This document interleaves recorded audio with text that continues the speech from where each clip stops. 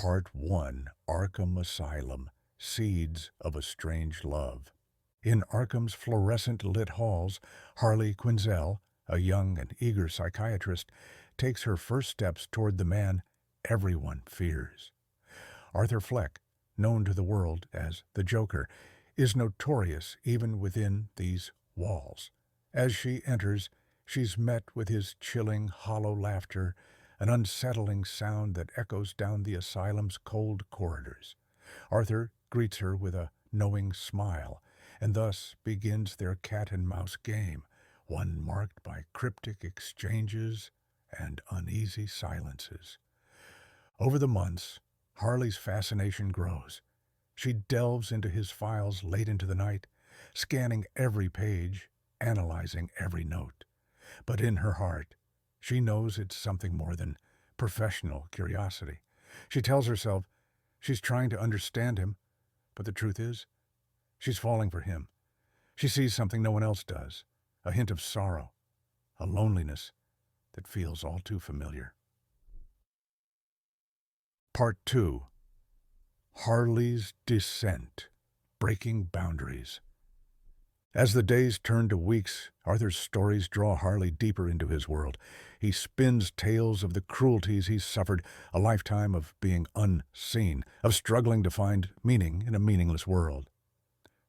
"Harley," he says one evening, his voice soft and vulnerable, "you're the only one who doesn't look at me like I'm a freak." His words cling to her like smoke, and she feels an unfamiliar warmth in her chest. Soon, she finds herself bringing him gifts, a book, a cigarette, even a hint of makeup he'd once asked for as a joke. She convinces herself it's harmless, yet every small act erodes her professional distance. The asylum's walls become a secret cocoon for their strange, budding affection. She begins to sneak him out of his cell late at night, taking him to hidden corners where they can talk freely without the watchful eyes of the guards. The asylum becomes their playground, each corner a witness to their growing connection. Part 3.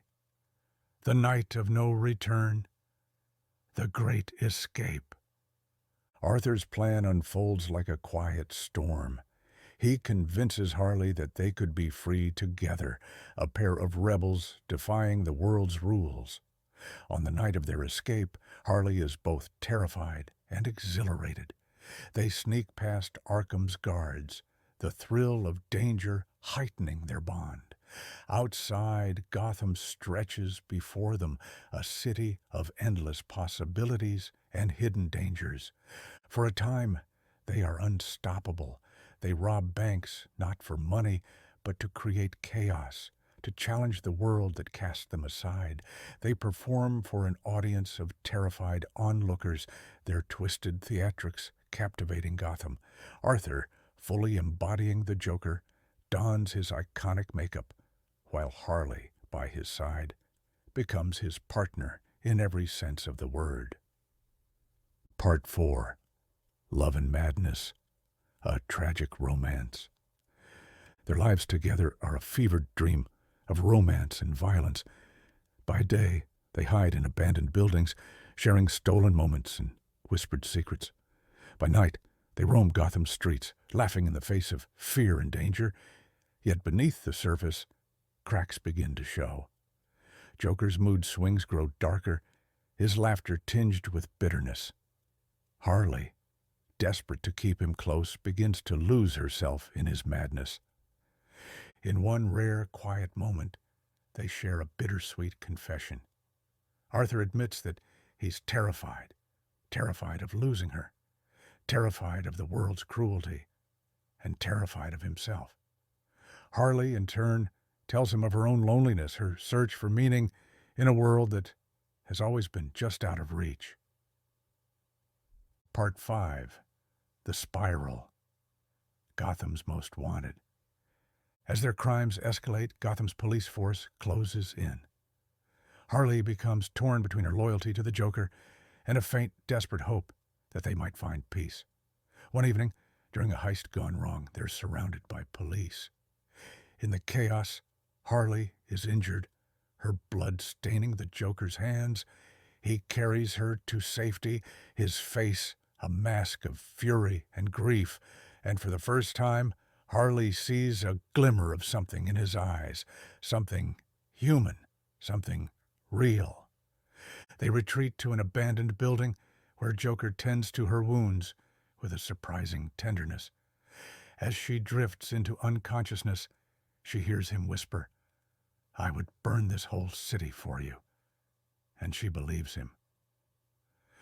Part 6. The Breaking Point. A twist of fate.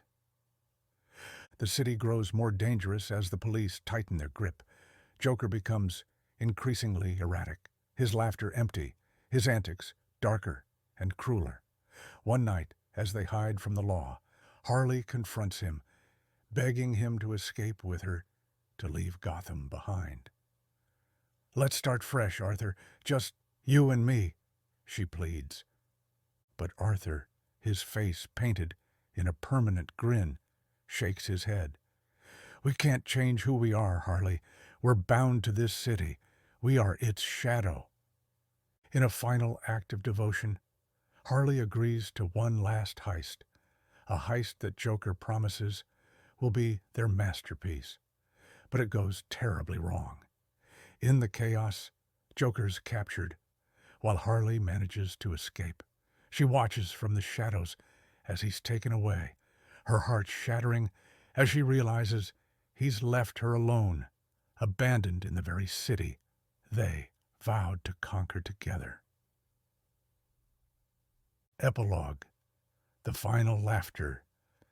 Months pass and Harley wanders Gotham, a ghost in a city that barely remembers her. She visits Arkham's gates each night, hoping to catch a glimpse of him, but he never appears. The world moves on, but she can't. She spends her nights in the places they once haunted, replaying their memories like a song stuck in her mind.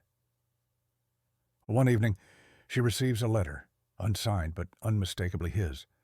It reads, "Some people are born to laugh, Harley. Some are born to cry. But you and me, we were born to burn. Don't forget me." And in that quiet, empty street, Harley laughs, a haunting, heartbroken sound that echoes through Gotham's alleys, marking the end of a love that was destined to fall apart. But oh, how brightly they burned. In this extended journey, we witness every rise and fall, every laugh and tear. The Joker and Harley's love story is a slow-burning tragedy, a tale of two souls drawn together by their darkness, doomed to burn away in the cruel light of Gotham. And as we leave their story, we're left with the faintest echo of their laughter, lingering like a memory we can't quite shake.